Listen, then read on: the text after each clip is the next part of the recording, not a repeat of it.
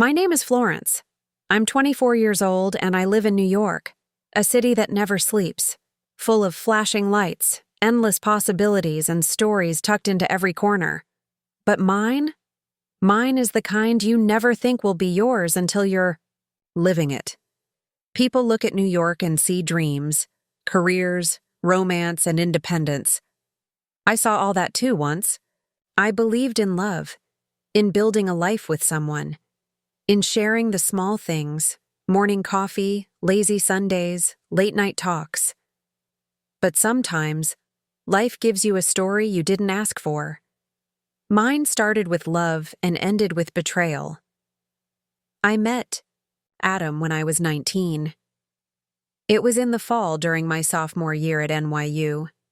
He wasn't a student. He was a young financial analyst working in Manhattan, just 3 years older than me.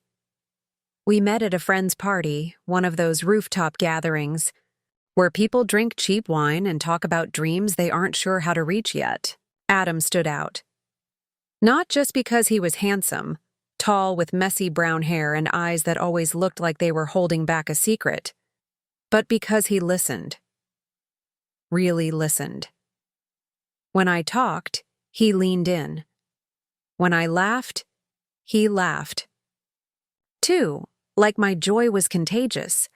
Our connection was instant, magnetic. Within weeks, we were inseparable. He'd meet me after class, surprise me with hot chocolate on cold days, and write little notes on napkins during our coffee runs. He had this way of making me feel like I was the only person in a city of millions. And when he told me he loved me 6 months in, it felt like the beginning of something extraordinary. We moved in together just before my graduation. I remember standing in our tiny Brooklyn apartment, boxes everywhere, and thinking, this is it. This is the life I dreamed of. We got married a year later in a quiet courthouse ceremony with just a few close friends. We didn't need anything big. We had each other. That was enough. Or at least I thought it was. The first year of our marriage was peaceful, comfortable. Maybe too comfortable. We slipped into routines quickly. He'd go to work, I'd manage freelance design projects from home. We'd make dinner together, watch movies, and talk about our future. We talked about saving up for a bigger place, maybe starting a family one day. But somewhere between those quiet evenings and shared dreams, things began to shift. At first, I didn't notice. Love can be a powerful filter. It softens the harsh edges, makes excuses, and forgives the things it shouldn't. Adam started coming home later. He said work was getting more demanding, and I believed him. I wanted to believe him. I knew the financial world could be brutal, long hours, high stress. I told myself he was just tired, that the distance I felt was because he was overwhelmed. But the late nights turned into weekends, then business trips I didn't know about until the last minute. He became less talkative, more distracted. When I asked questions, he was vague. When I pressed, he became defensive. I began to feel like I was living with a stranger. Then came the secrecy. The locked phone, the sudden change of passwords, the way he'd step out to take calls or send quick texts with his screen tilted away from me.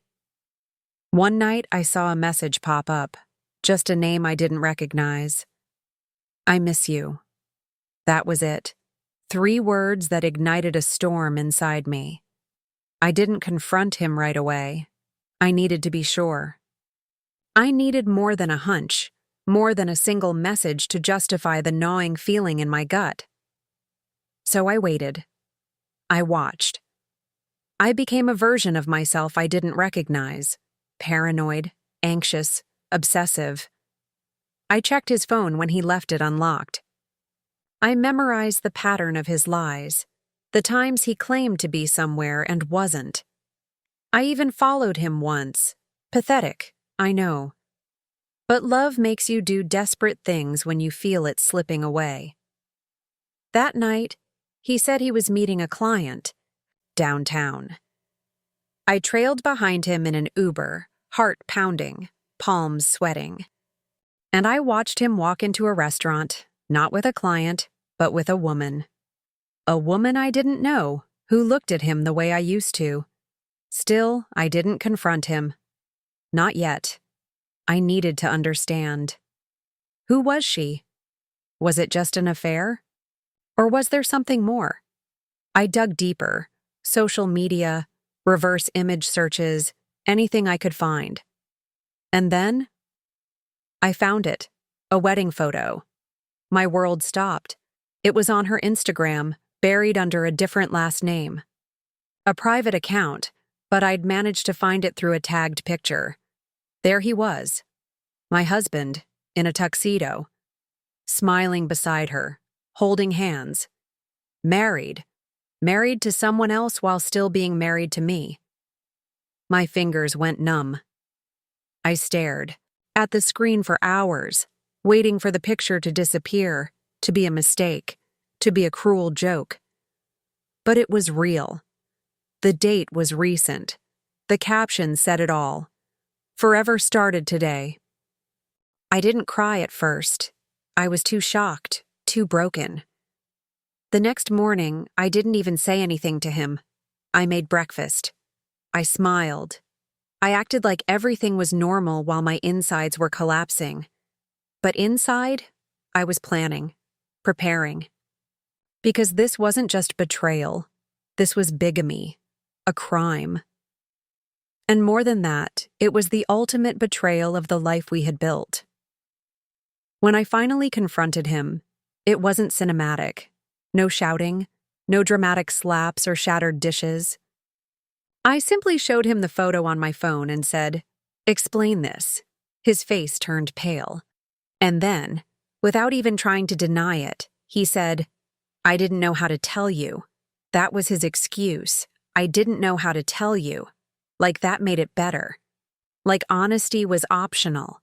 Like marrying someone else while still living under my roof could be smoothed over with an apology. He claimed it was a mistake, that the second marriage had started as a lie, a fling that spiraled, that he never loved her the way he loved me, that he felt trapped, that he panicked, but none of that mattered. He broke me.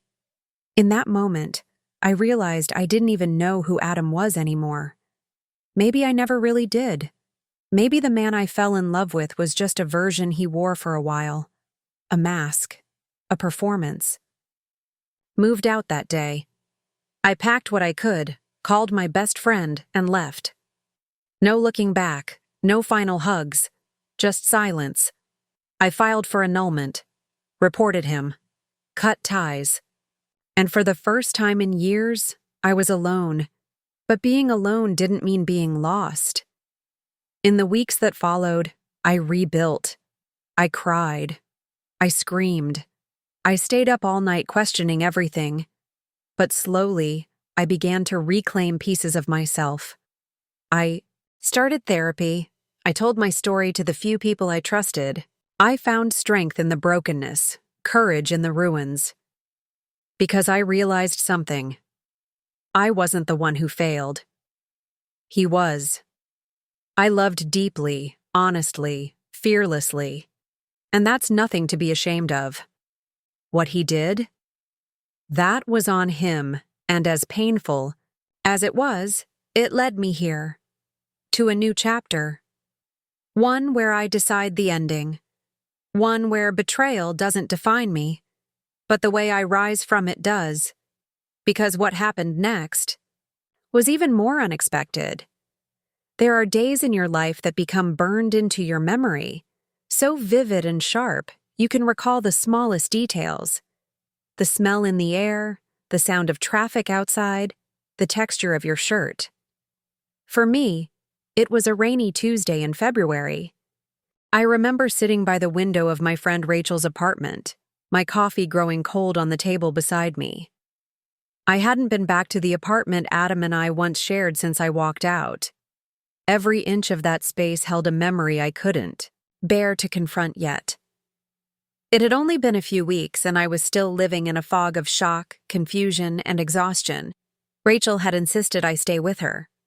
She was the kind of friend you could call at 2 a.m. and know she'd answer. She didn't ask too many questions, just gave me space when I needed it, and comfort when I broke down in tears. I had barely spoken to Adam since I confronted him. He didn't fight back. He didn't try to explain beyond that first hollow apology. The last time I saw him, he stood in our doorway with his hands in his pockets and his eyes cast down like a scolded child. It made me sick to my stomach. I was still processing everything. The betrayal, the lies, the fact that I had been sharing my husband with another woman, that I was the other woman, and I didn't even know it. I had filed the annulment paperwork, but legal processes move slowly, and I felt like I was suspended in limbo. Not married, not divorced, just nothing in between, floating in grief and disbelief. But that Tuesday, that was the day the grief turned into rage. I was scrolling through my emails, trying to focus on client messages. My freelance work was the one thing that gave me structure. That's when I saw it. A Facebook notification, buried in the spam folder. You may know Veronica. Lane. I didn't. Or at least I didn't think I did. But the profile picture made my heart stop. It was her. The woman from the photo. The one Adam married. I clicked. Her profile was mostly private, but the cover photo was public. It was a wedding picture. Her, in a strapless white gown, smiling, bouquet in hand. And next to her, smiling like nothing was wrong, was Adam. My husband. My breath caught in my throat. I stared at the screen, fingers frozen above the trackpad. I clicked through everything I could see.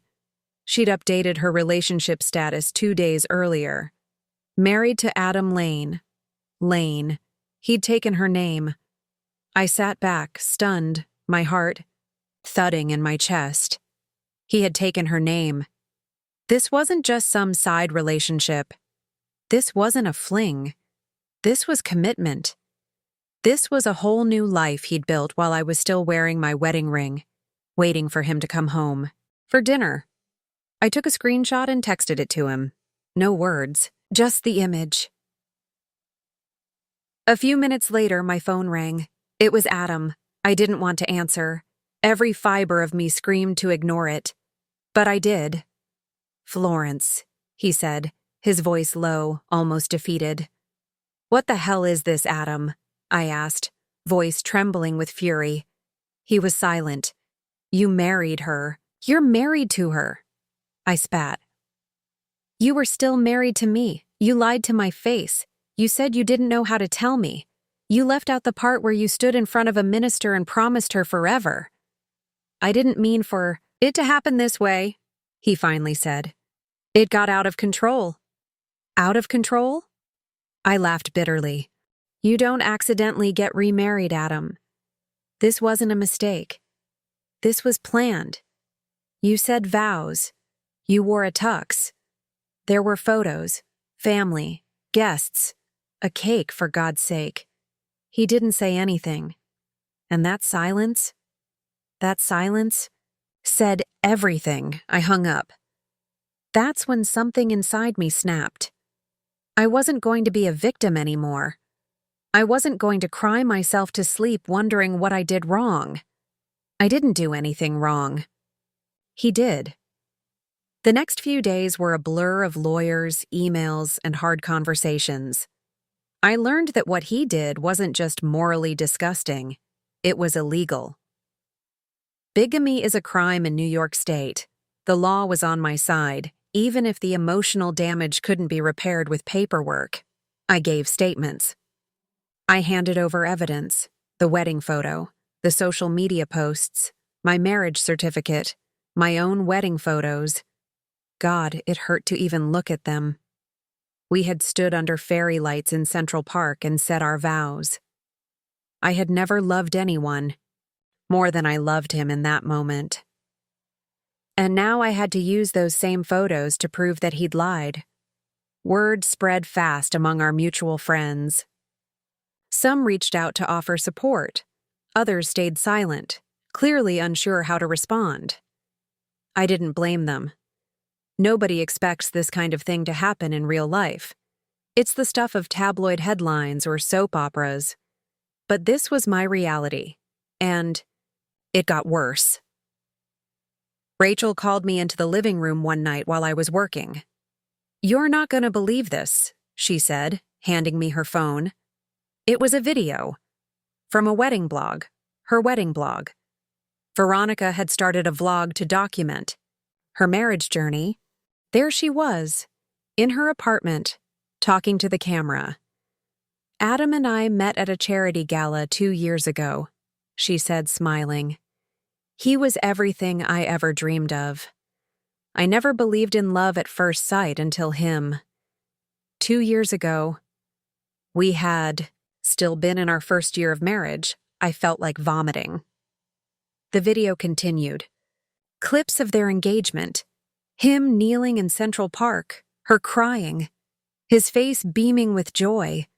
And then the wedding, a lavish event at a vineyard upstate. I saw family members, friends. I recognized his sister, who had attended my wedding too. She had known. They all had. They'd all watched me smile at my own wedding, then turned around and smiled at his second one. It wasn't just betrayal. It was betrayal with applause. I started to spiral. I couldn't sleep. I couldn't eat.